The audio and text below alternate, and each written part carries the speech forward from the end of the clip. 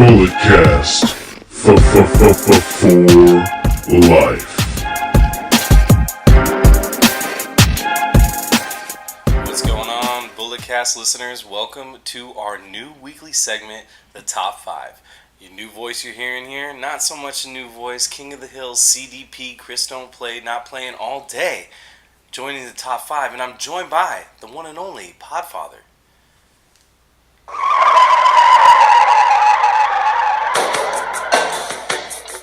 Is that it? You get entrance music? I kind of do. I kind of do. That. You know, I'm a bad guy. You know. Hey, Chico. All right, ladies and gentlemen. We'll get better with that, ladies and gentlemen. That was a little work in progress. A little work in progress. All right, guys. The Podfather is in the building. You Top know, 5 time. Top 5 time, baby. You know, the Bulletcast champ is ready to talk about the top 5. So here, check it out, right? Each and every single week, every single Sunday, you're gonna listen to it on Monday on your podcast, on your drive home. Me and the king, or I'm the king of the hill. You are the king of the hill. Me and the Podfather are gonna be here giving you the top 5 to lead you into the week. All right. Get you started on some wrestling stuff. Exactly. So let's get into it. Number 5 this week, the Roman Report. This is recorded the day of Backlash. We just recorded the Backlash podcast. It's up on SoundCloud, iTunes, all the other audio platforms. The most recent look that you can get at Roman Reigns minus Raw tomorrow night. Minus Raw. Big recovery. You know, he beat a really plausible threat in Samoa Joe. You know, I think is he back on the right track? I wouldn't necessarily say that, but Roman he went over Joe. You know, where I think Joe should have went over, obviously. Yeah, for sure. Let's back it up to the beginning of the week, right? Raw.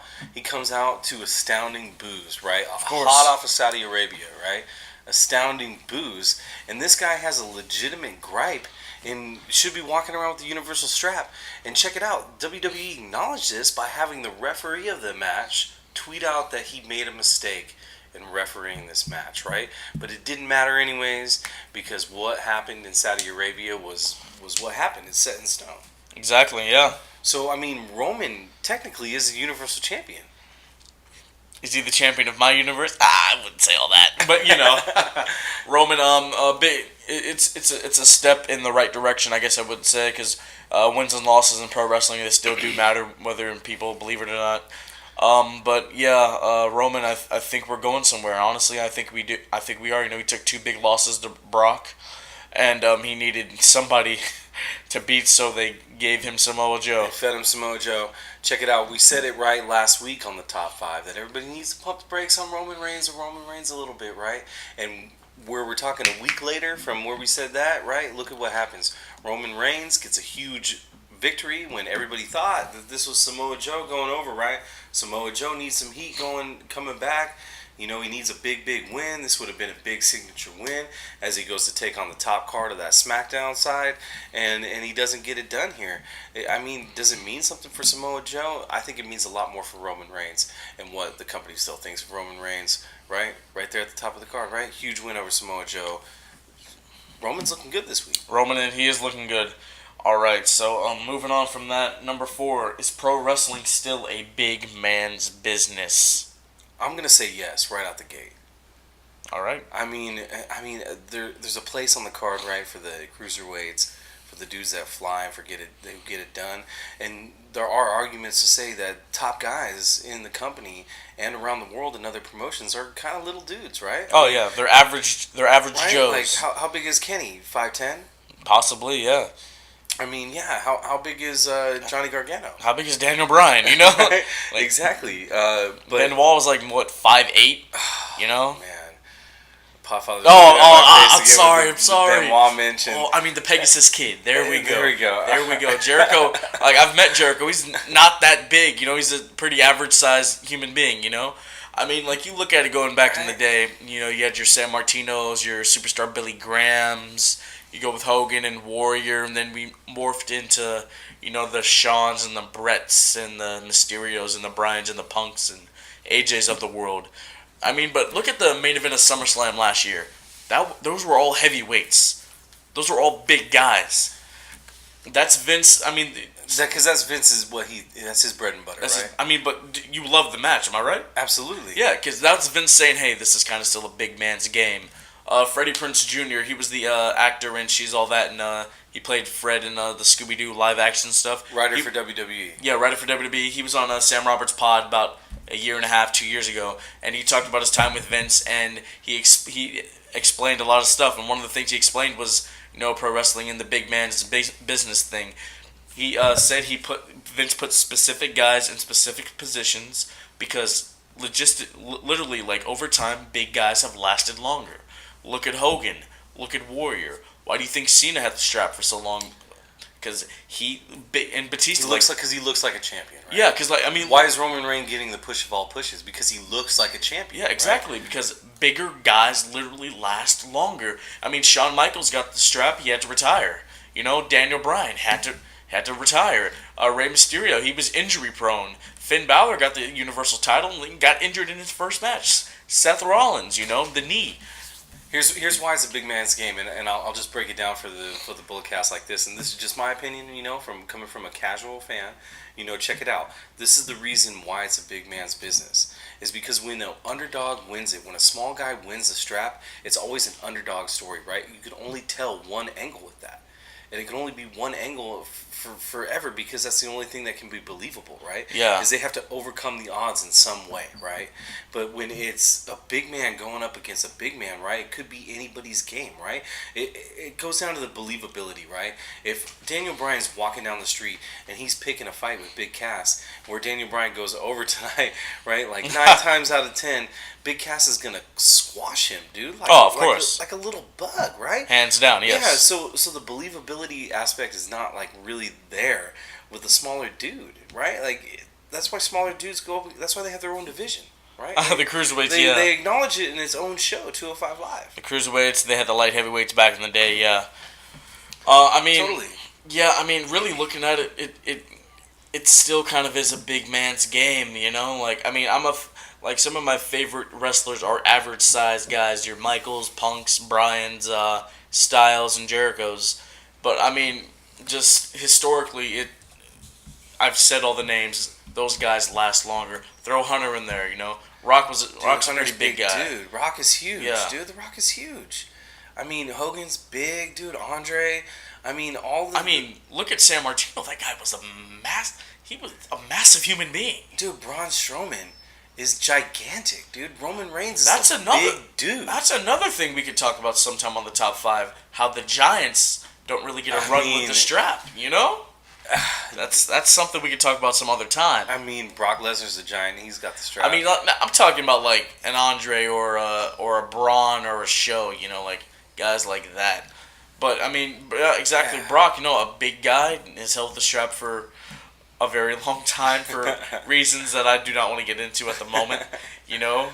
He's on the way to tying Punk's 434 reign, or actually surpassing it, and it makes me sad. But totally, as long as Vince McMahon is running this company, there's always going to be Vince is a the place. big guy. Yeah, dude, There you go. Big men are always going to be at the top of the card. They're always going to get the push, and they're always going to be up front and center, dude, without a doubt. Once Hunter gets a hold of this thing and starts quarterbacking this thing, maybe it'll change a little bit, right? A la Andrade Cien Almas. Have you seen the man? Oh, very tiny, dude. Adam Cole, baby. Adam Cole is small, dude. Johnny Gargano is like, I'm telling you right now. All right, they translate bigger on TV, and they're fantastic workers and they're great wrestlers. And Johnny Gargano and Andrade Cien Almas are amongst my favorite. Not big human beings. No, dude. And when you see them in person, they're like strikingly small. Yeah. Like you're like, damn, dude, that is a small dude. If I wasn't a wrestling fan and I saw these guys walking down the street, I wouldn't think they were like professional wrestlers, No, dude, not at all, man. Like Johnny Gargano is small. Yeah. Andrade is small. Tommaso's probably. He's yoked. Yeah. But he's small, Yeah. I don't know, but. And Daniel Bryan, I stood next to Daniel Bryan before, and I'm towering over him a little bit, Yeah. I'm not that big of a dude. So, yeah, it's a big man's business, just for believability. Oh, of course. All right, our number 3, Kane, Glenn Jacobs. He won the Republican primary for the mayoral race in Knoxville County, Tennessee. Yeah, congratulations. Congratulations to Kane. Guys in our field are making a way over to politics and whatnot. Anything's possible. There's a reality television star who is literally the president of the United States. Exactly. So speaking of being president of the United States, Could Kane make it to the championship of the USA? Absolutely, right? Yeah, I mean, I've heard like he's a very intelligent human being. Like him and Xavier Woods, I've heard they are. Xavier Woods has a PhD. Says it right there. Like they are very intelligent human beings. So I mean, people are obsessed with celebrity, right? Yeah, of course. And that's what wins in the society, right? I mean, Donald Trump won the presidential election without ever being a politician whatsoever, right? So I mean, that's like me trying to like become a CEO of like a Fortune 500 company, it's right? like become CEO of Tesla. Ah, That's there where you go. you know where I didn't even know, you know, but you know, it's something like that. You know, you can never really tell with this kind of stuff, you know. But if politics is this dude's game, I mean, why not? Right? Yeah, I mean, like, why can't Glenn Jacobs be president of the United States? And that sounds like a president name, right? Yeah. Like when you say Glenn Jacobs, President right? Jacobs. Yeah, Just right? signed the Treaty of Versailles. You know, there's some. You know, I mean, because I listened. I think it was either he gave a TED talk or a seminar. Like he carried himself very well. He articulated excellently. He sounded very intelligent. You know, like his vernacular is exquisite. Look at me out here throwing out these words, these $20 words. And why wouldn't it be, right? Like, dude is historically known for being a leader in the matches, leading matches, carrying him along. His match psychology is fantastic.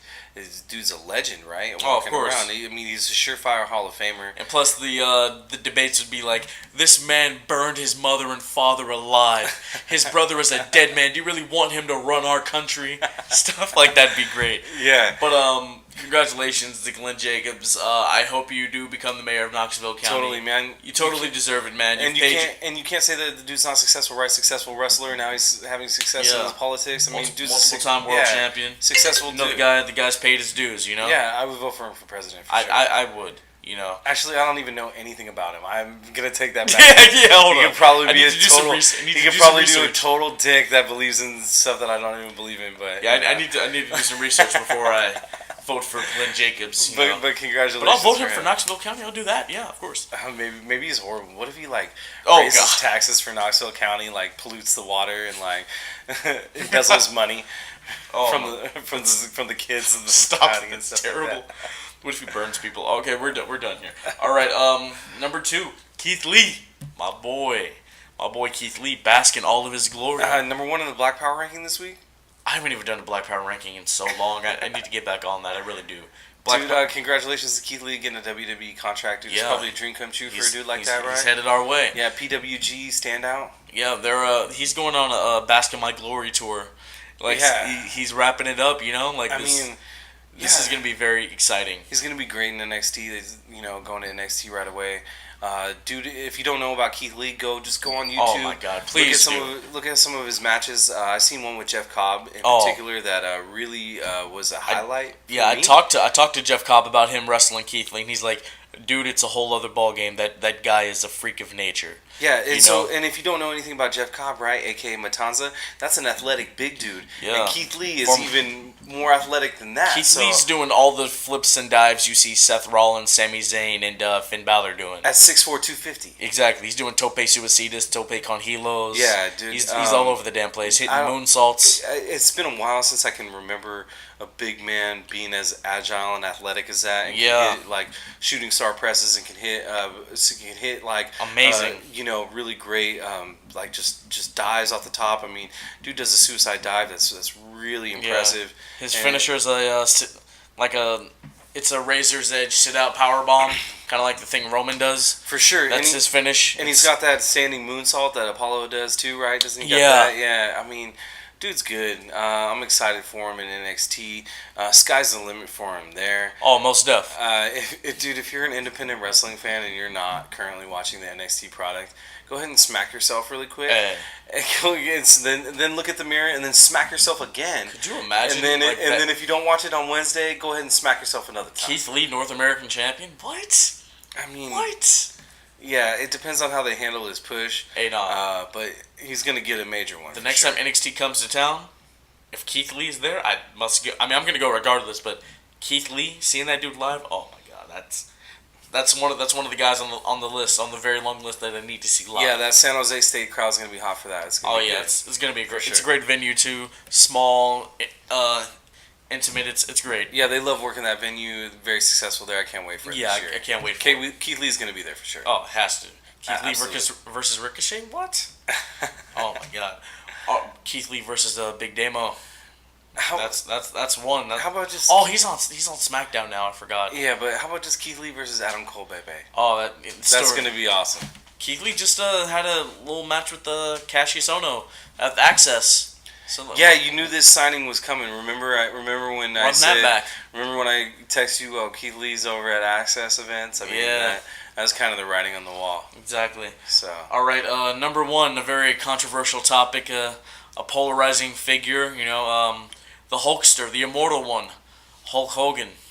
Yeah, Rumors are having it that he's coming back pretty soon. Hulk Hogan the wrestler, I love him. Hulk Hogan the person, not a very, very big fan. I know he's kind of on the Forgive Me tour right now. Yeah. Walking around apologizing, working Boys and Girls Clubs. I'm going to take it at face value. I don't know Terry Bollea as a person or as a man. Yeah. I know what his rant was and what got him in trouble. All the concurring stuff with Gawker Media, Of course. and that whole saga. I know that he got a lot of money from that. Hey, he got a as lot of well. money because he said Hulk Hogan said those things. I'm Terry Bollea. I didn't say it. I mean, yeah, for whatever it was, right, that situation totally changed the face of internet reporting and media in general, right? Yeah. And what you can say about celebrity. And not get away with it or not get away with it, because you look at a situation like Gawker, right, who's no longer in business because of this situation. Now their subsidiaries are still in business because another media outlet purchased these assets because they had millions of subscribers and followers, right? Yes. That stuff is worth something. You're talking your Deadspins, your Jalopniks, and your Jezebels, and those are Jezebels. I mean, they're great blogs, right? I mean, definitely check them on out. Yeah. But definitely, I mean, for whatever it is, to me, Hulk Hogan is immortal as a wrestler, but as a person, he's always going to be that guy. That's always going to be there. And, I've kind of said this on the pod. I've thrown shade at it. I've talked about, will he bring back the black and white? Oh, wait, I forgot he doesn't like black. I've said stuff like that.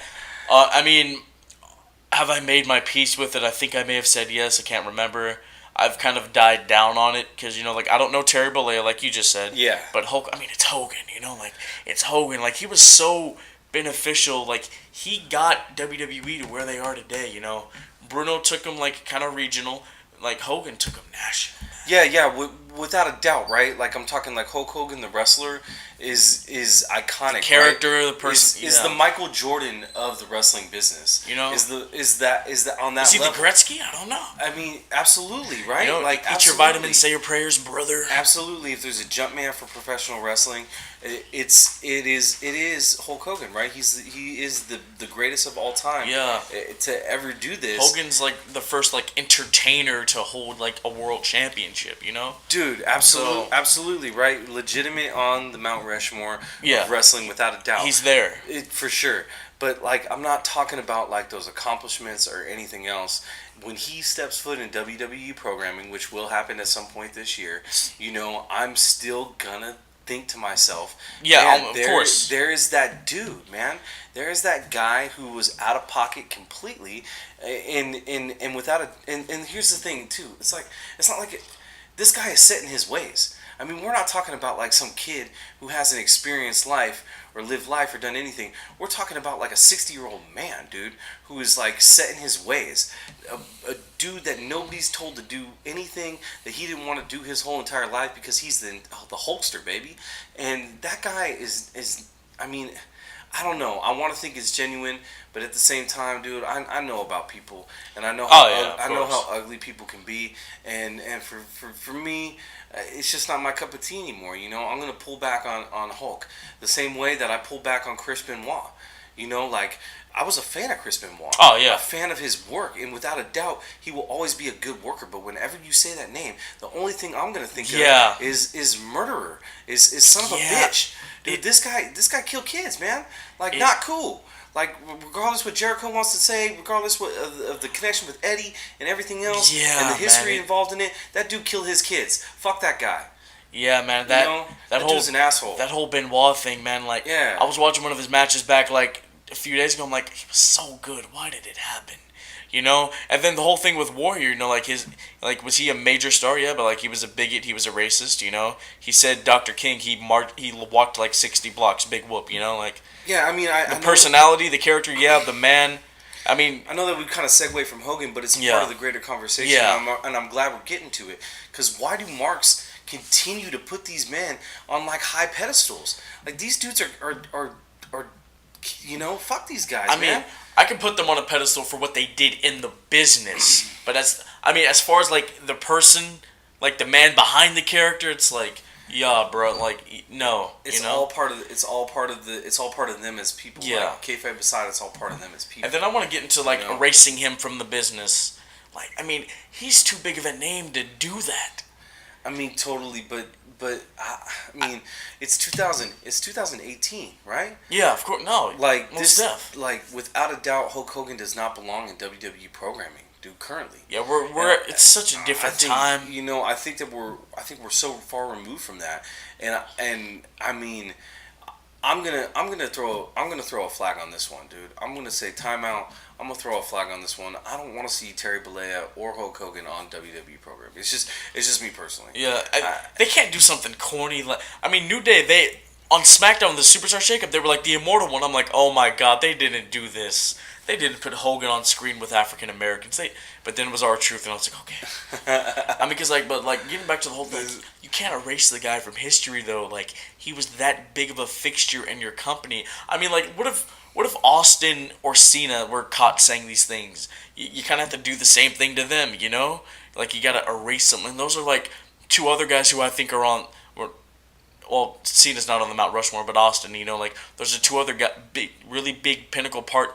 Like, if you get rid of Hogan, you get rid of Austin, you get rid of Cena, you're getting rid of, like, the last 35 years of your company. You know what I'm saying?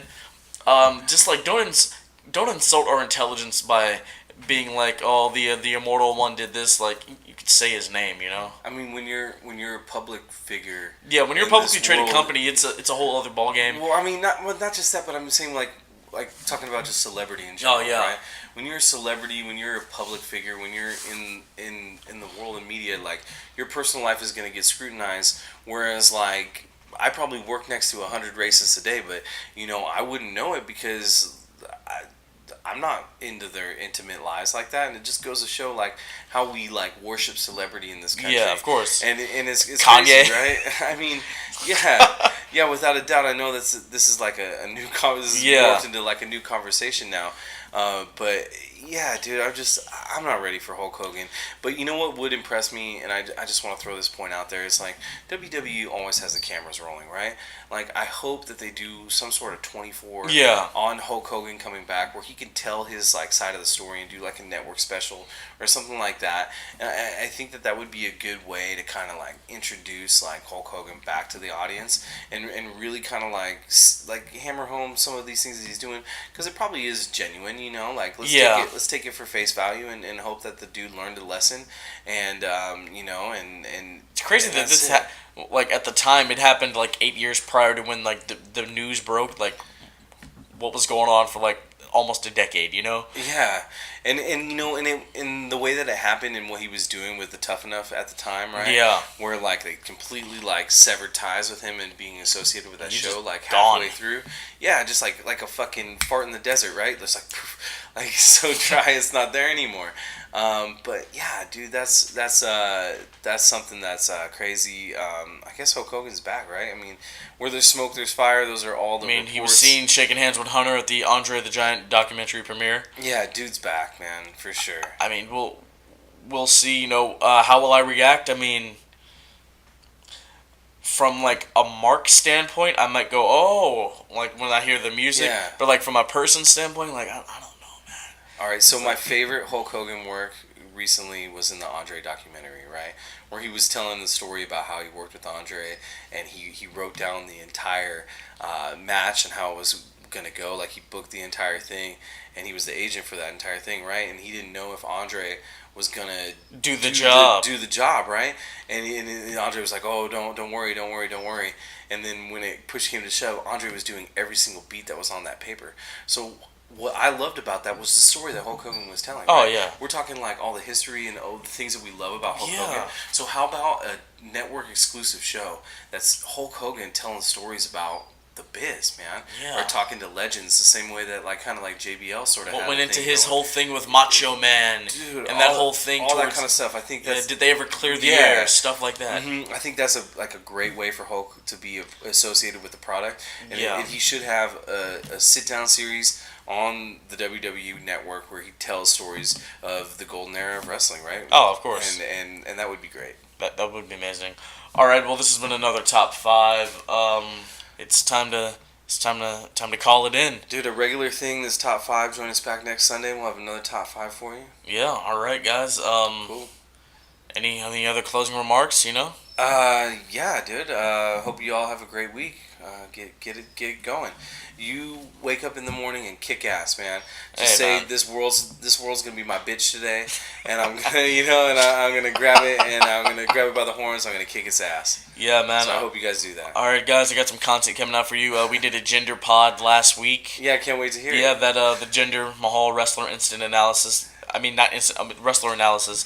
Give my boy Jinder some love. That's gonna be coming out. Absolutely, always give Jinder love. He's an underestimated worker. Dude works his ass off. Yeah, I did an interview with El Guerrero. He wrestles at Big Time Wrestling. He's actually making his return to the ring after being away for about a year.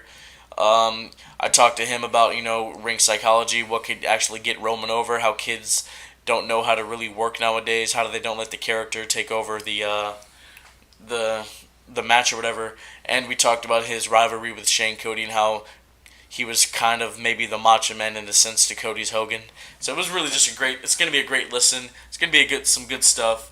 All right, Cool, ladies and can't wait to gentlemen, hear it. goodbye and good night. By the way, I have tickets to New Japan. I don't like the product, Oh, yeah, and I'm yeah, still going to yeah, be yeah. there. I'm Stupid marks. I'm going to. So anybody that's listening to this that doesn't live in San Francisco is not going to see the G1 special. I don't care because I'm there. I'm in the Haha. building. Later. All right, let's. The elite, break it down, the elite, break it down, blocking out, I'm blocking out, block it out.